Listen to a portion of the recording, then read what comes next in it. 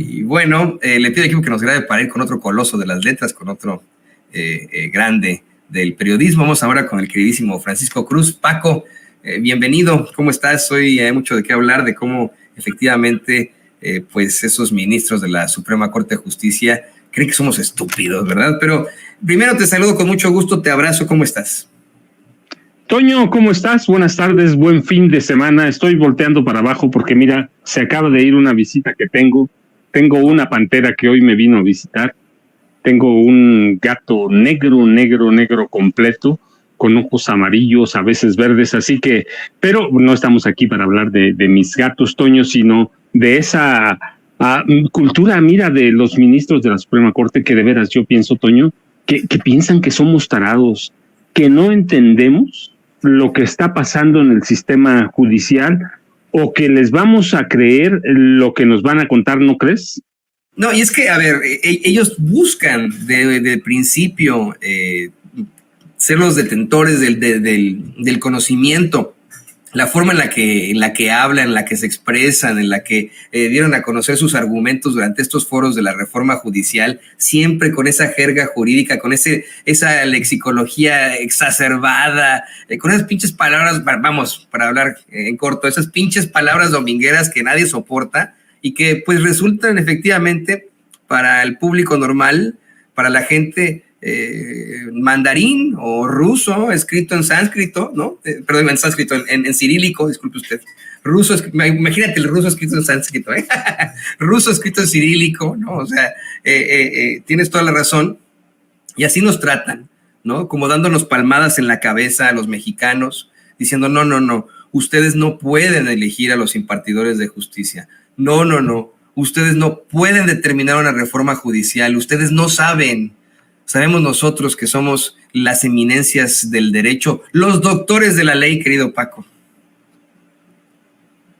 No te voy a hablar hoy de lo que está pasando hoy, voy a recordar datos de 2018, antes de que Andrés Manuel López Obrador tomara posesión de la presidencia de la República, para entender cómo nos ven estos tipos y cómo no entiende que nosotros desde entonces sabíamos que el Poder Judicial estaba desbordado, que mantenía un enfoque errado de la justicia y que esa justicia consistía para ellos en llevar a unos cuantos a algunos cuantos a la cárcel y dejarlos ahí sin sentencia por años. Ahí tenemos el caso de Brenda, que hablamos en la semana, que la acaban de liberar, el caso de Israel Vallarta y muchos, de veras que hay miles como ellos, quizá no con tantos años, pero hay miles.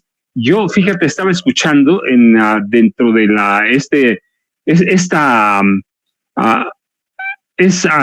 se llama exactamente Diálogos Nacionales sobre la Reforma Constitucional al Poder Judicial Federal. Y fíjate, estaba escuchando a la ministra Margarita Ríos Farjat y ella decía, es un pequeño parrafito: mucha gente concibe a las fiscalías, procuradurías, defensorías, comisiones de derechos humanos, comisiones de búsqueda o de atención a víctimas como parte del sistema de justicia, a donde se presentan muchas problemáticas que no están siendo abordadas en la iniciativa de reforma. Y yo digo, de veras nos cree tan estúpidos que no sabe o piensa que no podemos distinguir entre el trabajo que hace la fiscalía, los fiscales, todos esos, y el trabajo que corresponde a jueces, a ministros y a magistrados.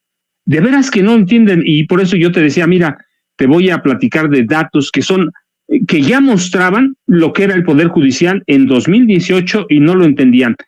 Estaba colapsado ya, y además de que era inaccesible, solo se resolvía, de los casos que llegaban a los jueces, 5%.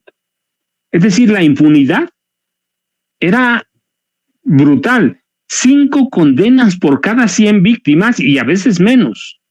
Era de las más bajas del continente americano, en el que se reportaban 24 sentencias por cada quien, o en Asia en 48, en Europa, no digas, 80%, con poderes judiciales que incluso tenían menos o recibían menos ingresos que el Poder Judicial mexicano. no entendían que México desde 2018, nosotros lo sabemos, vivía una crisis de impunidad en el momento más violento,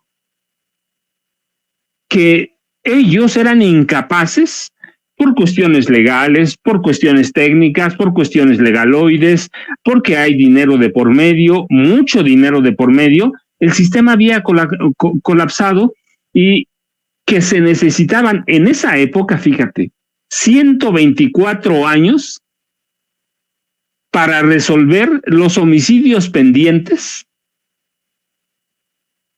que había en 6 años. Es decir, imagínate, para resolverlos de 12 años, de 18, era una locura. Y no entienden que nosotros sabemos que la investigación que hace el Ministerio Público tiene sus deficiencias. Ciertamente lo entendemos, uno llega al Ministerio Público y sabes que no hay muchas cosas, además de que hay corrupción, claramente, y sí necesita una depuración. Y entendemos que no depende de ellos, que no es cuestión de los jueces. Pero una vez que llegan los casos a los jueces, siempre tiene que haber dinero de por medio. Puede haber algún juez decente, seguramente alguno habrá.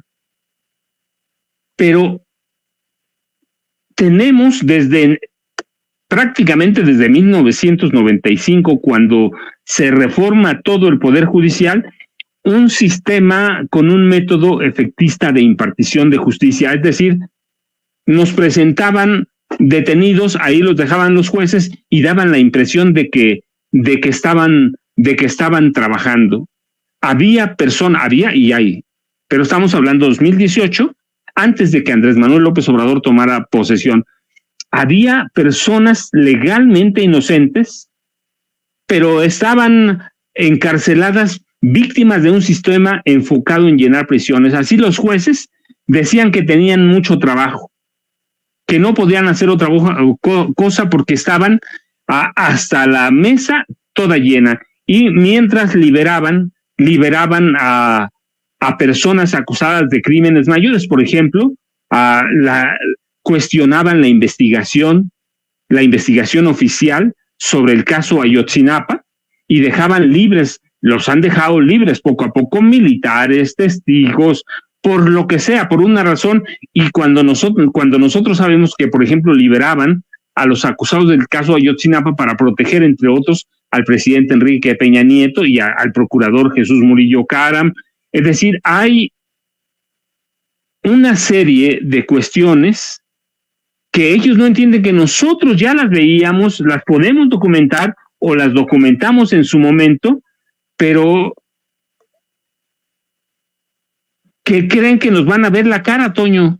Creen que nos van a ver la cara y que, además de estar desbordado, tenían un enfoque errado de la justicia, que presenta un déficit desde 2010, bueno, antes, pero en todos los sentidos.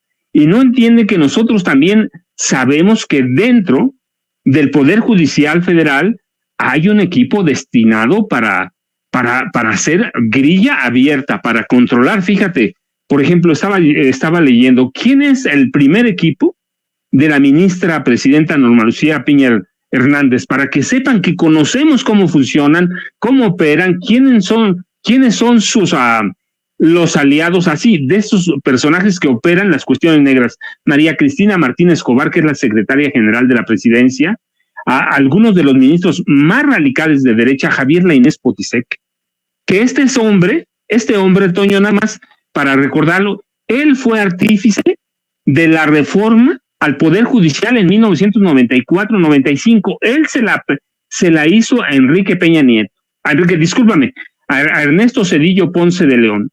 Y después, en pago por otros favores, en 2015, Enrique Peña Nieto pidió que lo hicieran ministro de la Suprema Corte de Justicia de la Nación. Ella no entiende que ya sabemos que Alfredo Gutiérrez Ortiz Mena, Alberto Pérez de Ayán, que lo mencionabas, Luis María Aguilar Morales, o el magistrado José Alfonso Montalvo Martínez, son parte de un equipo que hace la grilla y que hacen política dentro del Poder Judicial Federal, pero no entienden que sabemos que es un tema de gran relevancia y que por eso el 2 de junio fuimos a votar y que entendemos con claridad toda la podredumbre que hay en el Poder Judicial Federal.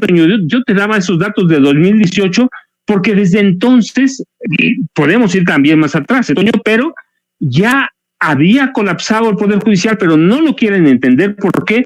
Porque los salarios, las prestaciones, todo lo que reciben es muy jugoso, son una burocracia dorada, privilegiada, que puede hacer lo que se le pega la gana hasta entrar en política o convertirse en grandes legisladores, porque un solo ministro puede echar abajo cualquier ley, cualquier decreto presidencial, lo que quiera, Toño. Así que a mí, con estos foros, me da la impresión de que tratan de vernos la cara y están tratando de ocultar que nosotros conocemos por dentro cómo opera y lo podrido, o las raíces podridas del Poder Judicial Federal, Toño.